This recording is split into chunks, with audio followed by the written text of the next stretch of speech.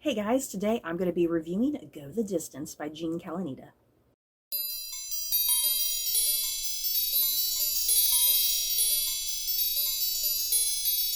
Go the Distance is book 11 in the Disney Twisted Tales series by Calonita.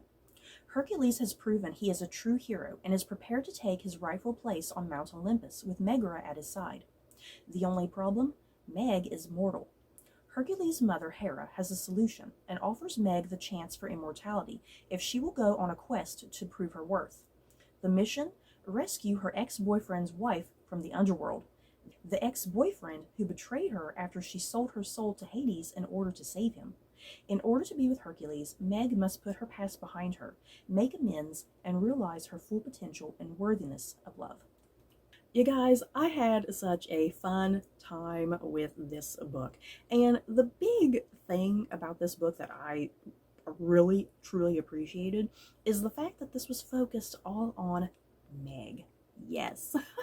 I just absolutely love and adore Meg from the Disney cartoon um, movie Hercules. Meg is just so witty, spunky, just she gives no bullshit. She just says what's on her mind, kind of does her own thing. And yeah, because I have read just a lot of Disney type books over the years, and a lot of these books tend to always focus on the Disney princesses, whether that's Snow White, Aurora, Cinderella, Belle, Jasmine, Ariel, whoever. So this book just really struck me as something really different and unique since it was focusing on a Disney heroine for once instead of a Disney princess, because Meg is definitely a Disney heroine, I would consider her.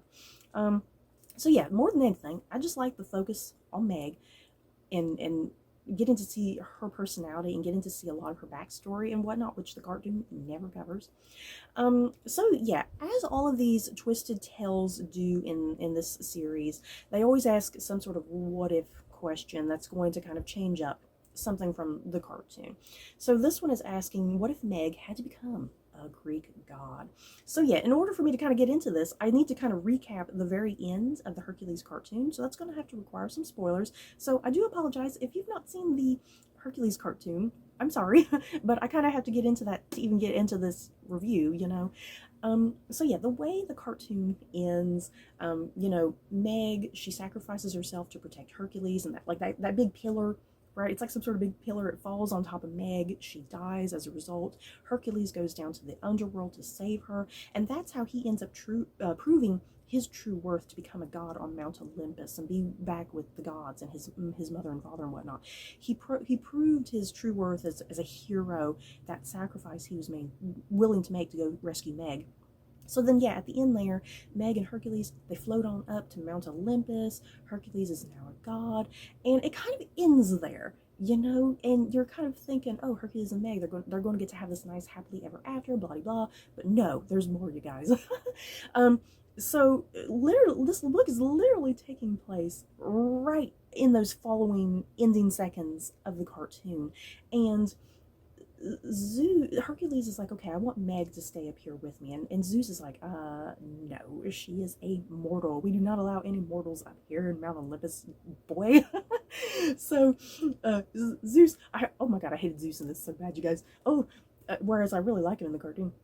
But yeah, Zeus does not want her up here. So, that seems finalized, and all hope is lost. But then Hera, Hercules' mother, she approaches Meg with this offer. Hey, I see there is something between the two of you, and if you are willing to prove your worth to become one of us and to be with my son, I want you to go on this quest.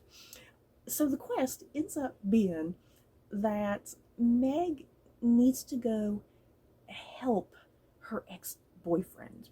Now, if you recall from the cartoon, this ex-boyfriend, we never saw him in the cartoon, but he was talked about, I think, quite a bit. Because through background information that Hades is kind of giving out, Hades pretty much is explaining that Meg sold her soul to him in order to save her boyfriend, but then that same boyfriend went off and cheated on Meg. So this ex-boyfriend of Meg's that she sold her soul to in order to save him, she has to go do something and help him. And there's a very specific thing what she has to go do to help him with, and it does require her to go to the underworld to retrieve somebody. I'm trying to be very vague because a lot of the fun of this book is Meg's quest and why she needs to go to the ex-boyfriend, why he needs her help, and why she needs to go down to the underworld for him. What is it she needs to retrieve? So yeah, this book was just all sorts of fun. Yeah, guys, like I said, I loved being in Meg's point of view. And you really get a great sense of who Meg is as a character that I feel is almost a tiny bit lacking in the cartoon. I mean, in the cartoon, you definitely get that idea because of the events with her boyfriend and what happened there and how he cheated on her. You get the idea that she is very bitter and she doesn't believe in love anymore. That's why she's so kind of closed off when she's around Hercules, and it takes a lot out of her to kind of open up to Hercules and like, hey, he's a good guy, you know, not all guys are like my ex-boyfriend. So this whole novel is definitely her journey of self-exploration, I suppose, and she needs to find her own inner worth and inner value. She needs to believe in love again. That because her big thing, I think, is definitely she has commitment issues. You know, she's worried about committing and only being hurt and in pain, especially after what happened with her ex-boyfriend. Is that same thing going to happen with Hercules? So she's worried about being hurt and in pain again. She's trying to prevent all of that from happening. And a big part of her backstory, there's quite a number of flashback chapters that go back to Meg as like a little girl and as a teenager, and a lot of her bitterness towards men, I guess, like where it kind of all first starts is with her father. Her father kind of ends up abandoning her and her mother, and Meg, because now her mother, her mother is bitter. She is hateful. She hates what her husband did to them. So Meg, that is where Meg is kind of getting some of that personality and attitude, is from her mother, how her mother kind of felt about the abandonment of her husband and whatnot.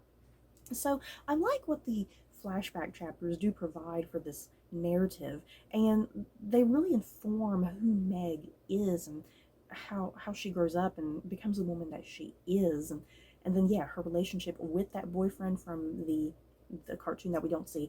In this book, his name is Aegeus. I think that's how it's pronounced, Aegeus, the name of the boyfriend. And yeah, her relationship with Hercules and that whole dynamic. And so yeah, this whole book is definitely her exploration as a woman, her needing to be confident and get this whole thing of self-worth, learn to love again. It's all really great, you guys. I really liked it. And when I do say that this book is entirely on Meg, I do mean that. Hercules is barely even in this novel, which I actually kind of liked. I liked seeing Meg separated from Hercules, you know. He only pops up in a few chapters, especially like if Meg is like in really dire need. And that's kind of another big thing, Meg's relationship with Hercules, because Meg has always been so, I guess, self-reliant, you know, and she almost feels like, okay, here comes the big hunky god coming to save me, and I don't want to be saved. I don't want to be a damsel. Because, you know, even in the cartoon, Meg doesn't want Hercules to be saving her. You know, she doesn't want to be the damsel in distress, I think is how she kind of words it at some point. So, yeah, in this book, she doesn't want the big hunky god coming to save her. And so when Hercules does come to her aid a few times, she gets really upset about that. Like, I can do this on my own. I don't need help. And that's another big part of her character, is that she needs to learn that if she needs help, she needs to learn to ask for help. That sometimes it's okay to ask for help. Just because you need help doesn't mean you're weak, and that's a big, huge part of her character as well. She doesn't want to be seen as weak, and she almost sees kind of being in love as a weakness. So there's all that kind of drama going on with Meg as well, all her angst. And as far as Meg's relationship with Aegeus, the past boyfriend, there were just a lot of fantastic twists and turns to the narrative with that goes a lot deeper, because yeah, the cartoon, you just get a very surface level thing of what happened there, and this novel definitely explores a lot more in detail what happened exactly. And there are, like I said, there's so many great fascinating twists and turns with Aegeus and Meg's relationship. And it allows a nice bit of closure, you know, for Meg, because I think more than anything, Meg needs some closure from that whole incident. And then, as I said, a big part of this novel is Meg going on this quest to help Aegeus for whatever reason. I'm trying to keep that vague. And it does require her to go down to the underworld. So Hades does make his appearance in this, you guys.